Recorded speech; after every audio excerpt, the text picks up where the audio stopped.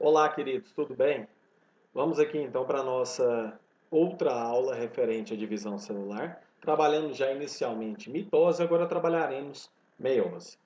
Veja comigo, quando nós falamos em divisão celular, lembre-se que na mitose uma formam duas.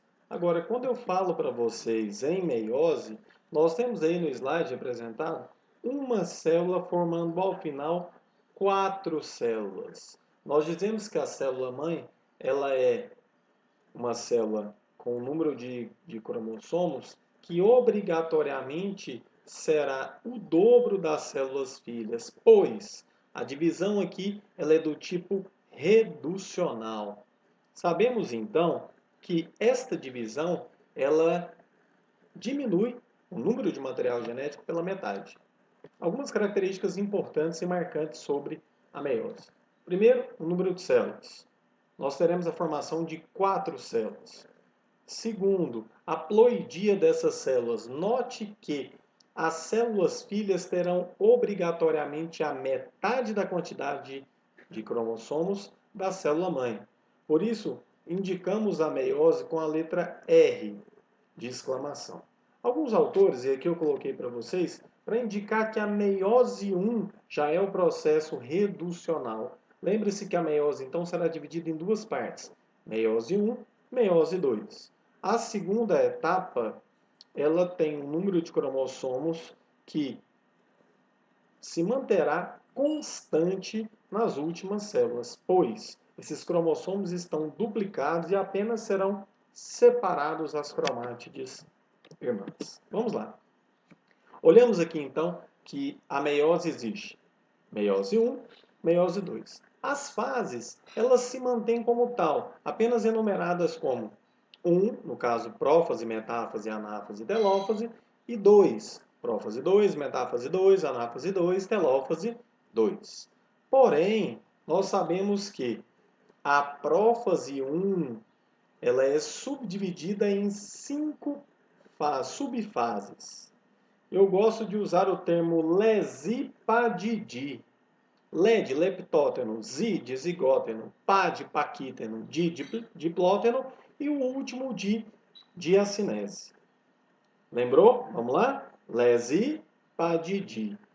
Se você olhar nesse slide, o paquíteno é a fase marcada, porque é aí que acontece a permutação, ou ainda o crossing over.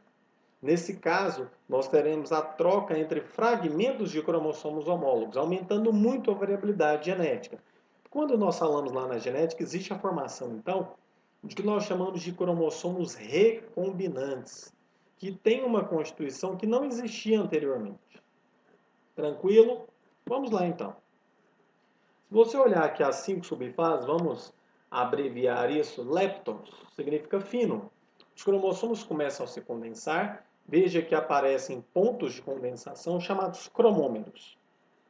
Zigóteno, começam a emparelhar os cromossomos homólogos. Nós dizemos isso de complexo sinaptonêmico. Paquíteno, eles estão emparelhados, bem mais visíveis. Nesse momento acontece a permutação. Ela acontece no paquíteno, mas é visualizada geralmente no diplóteno, pois depois que os cromossomos trocam os pedaços, existe um distanciamento e as cromátides agora se tornam visíveis, o ponto de troca entre elas. Por isso o termo quiasma significa em forma de X. A última fase, que é a diacinese, você tem o deslizamento dessas cromátides que foram trocadas uma sobre a outra. Por isso nós falamos que acontece a terminalização do quiasma. E aí, você já tem aí o último evento, então, da prófase 1. Quando você vê aí, novamente o paquítano, você observa a quebra de fragmentos, a troca e a ressoldagem. Note então que agora os cromossomos têm pedaços que não existiam nele anteriormente. Por isso dizemos que aconteceu aí uma permutação. E esses cromossomos são recombinantes. Legal? A metáfase 1, veja Diferente da metáfase e da mitose, nós temos o emparelhamento dos cromossomos homólogos na placa ou região central da célula. Eles estão no seu maior grau de condensação. Depois de enfileirar na região central, chegamos na anáfase. Esse é um grande evento. Aqui eu separo cromossomos homólogos. É aqui que explica por que a meiose 1 ela é reducional. Olhe para a célula. Você tem 4 cromossomos. 2 vão para um lado, 2 vão para o outro.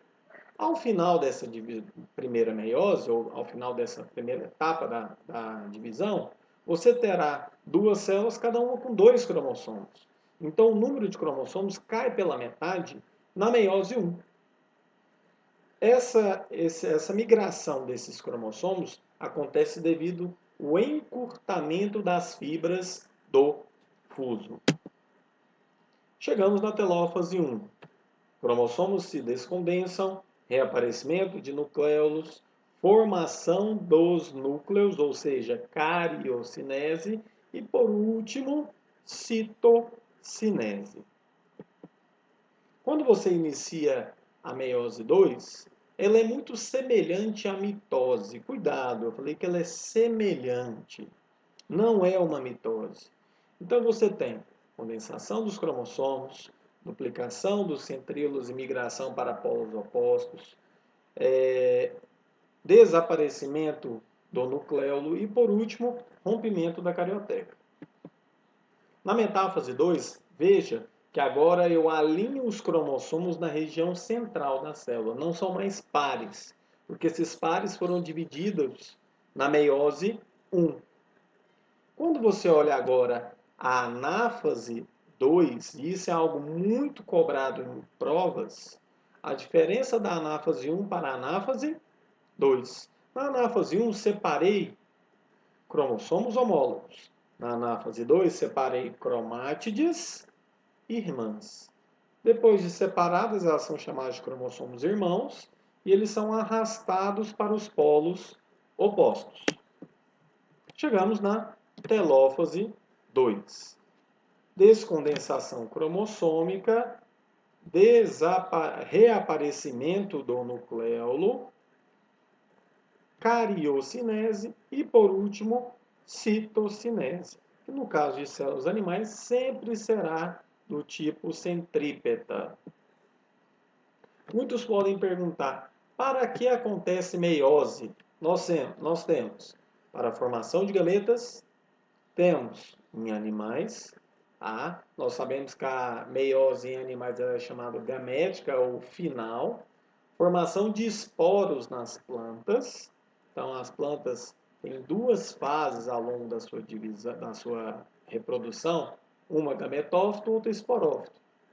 E aí, para se produzir o gametófito, antes são produzidos esporos.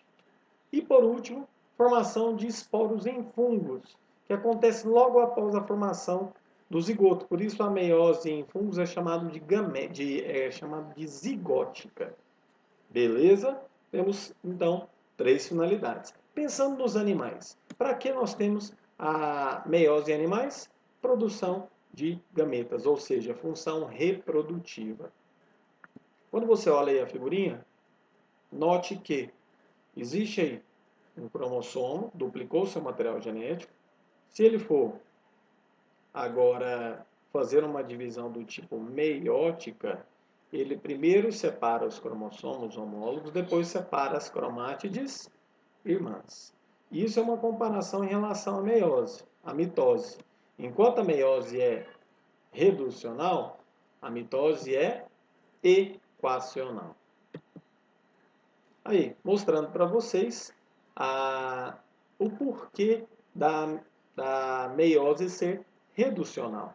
Sabemos que quando um novo indivíduo é formado, metade do seu material genético é de origem materna e outra metade é de origem paterna. Porém, pai e filho e mãe são seres diploides. Os gametas são seres haploides. Mas quando esses gametas se unem, forma-se um novo ser diploide. Então, note que o número de cromossomos se mantém constante ao longo das gerações. Essa é uma grande função, então, da meiose. O fato dela ser reducional. Tranquilo, queridos? Beleza. Fechamos aqui, então, essa aulinha sobre meiose. Qualquer eventual dúvida, nós tiraremos ao longo dos exercícios e aí nós vamos conversando. Grande abraço, fiquem com Deus, continuem estudando.